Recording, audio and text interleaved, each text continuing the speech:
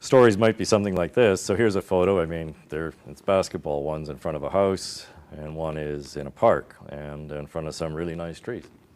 And so, kids in Madison took these photos, and I think when asked to talk about them, and I think this was done when a group of kids were looking at them later.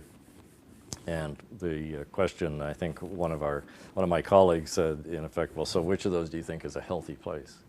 Safe place, which is not a good place. And they took the one on the left. And the reason for that is, it's out on the street, it maybe seem a little counterintuitive. Well, it's not as green and that sort of thing. So our first response would be, well, the one on the right, and you can see people from Parks and Rec, right, saying, oh, well, we got a lot of parks in that neighborhood with basketball hoops, check. We're doing our job. Lots of green space in that neighborhood. The story in this case might be, well, that's actually a dangerous place because of what might be going on behind that fence and behind those trees. It's actually not necessarily a safe place. So what we might go is we go to Johnny's house because Johnny's grandma's usually home and can keep an eye on things. And if we run into trouble or something and, the basketball hoop's there, we can use it and other kids can kind of come along and our friends live nearby.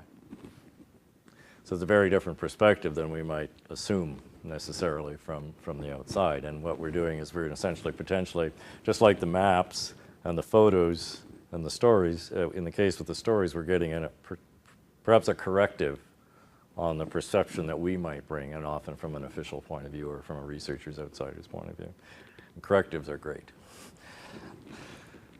And then finally, I mentioned social networks. Again, that could also be, we haven't gotten into this too much, but we think that adding the layer of social networks on here would be important because people do things in groups in certain places, right? And it relates to these layers that go down.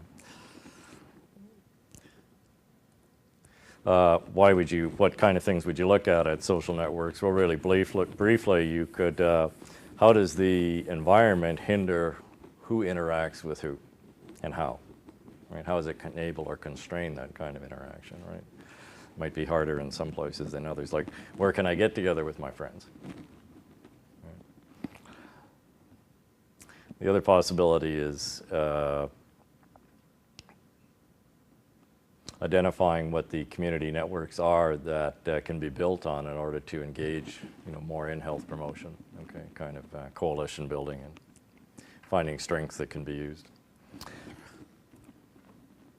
I mentioned the map earlier, the official maps, and not in an entirely pejorative sense. I don't want to kind of suggest that there's, we got to stop using official maps and start using these kind of ethnographic participatory maps, right? I think it's a question of how do we pull those together. And so GIS, Geographic Information System mapping, essentially is shorthand for the official maps these days. And they can be integrated as another layer because these are all layers of data, right?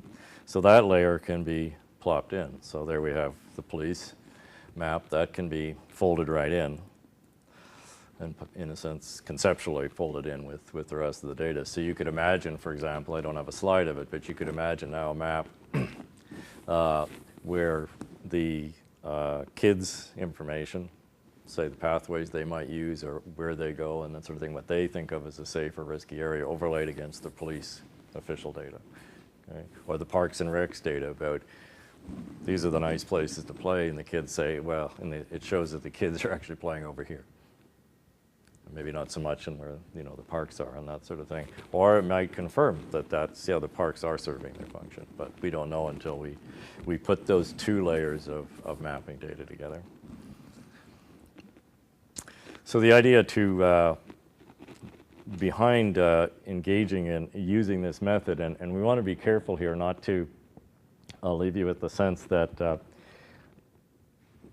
just use these methods or even to integrate these methods just because they're cool methods to use and they'll get you some interesting information. The idea is to use them in a way we think that the community puts the community in a better position where they can engage in dialogue with each other. It can make them put them in a better place to make decisions about their own actions, because they have maybe a better understanding of their own community, but probably most important, it lets them communicate even more effectively about their community and their lived experience in it to others who have influence over their community in ways that they couldn't do before.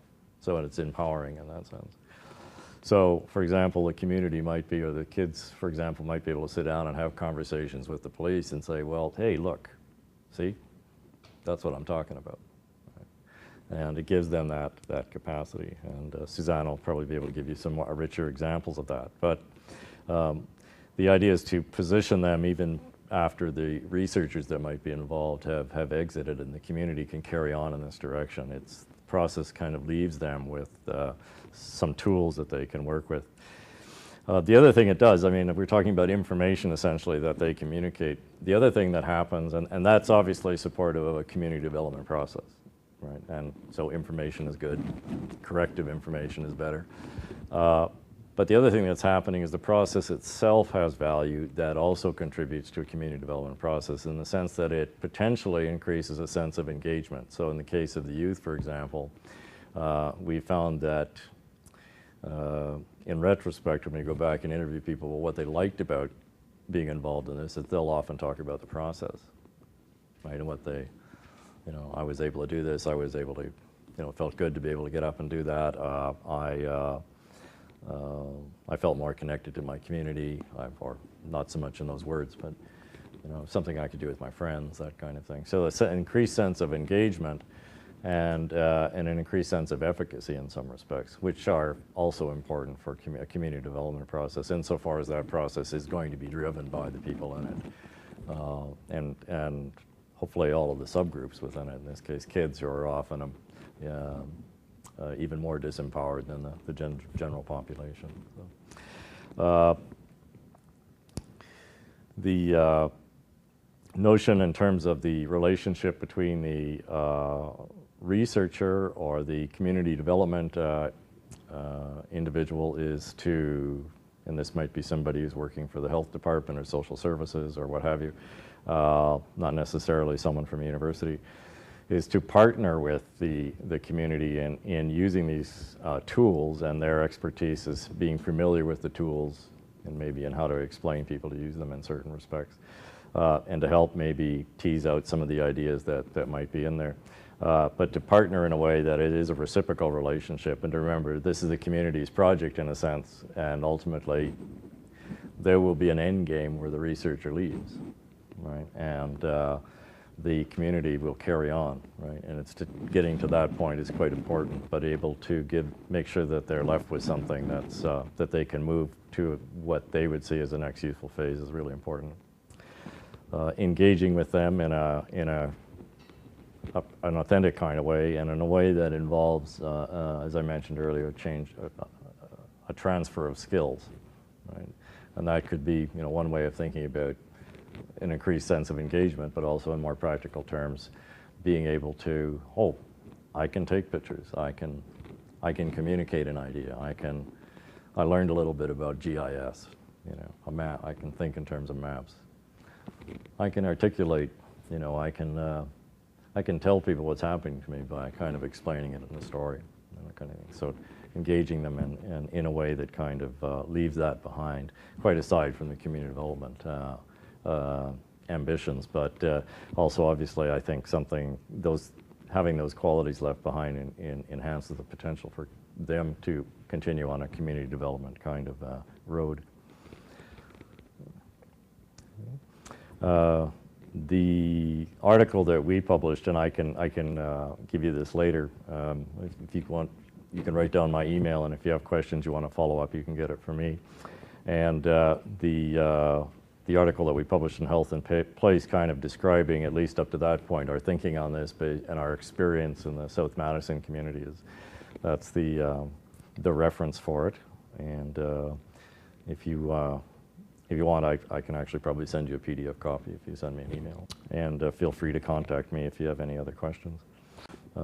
So that's a bit of an overview, the high-level stuff, which is much less interesting than what Suzanne can now talk to you about and get a little bit into the nuts and bolts of it, more direct experience. So.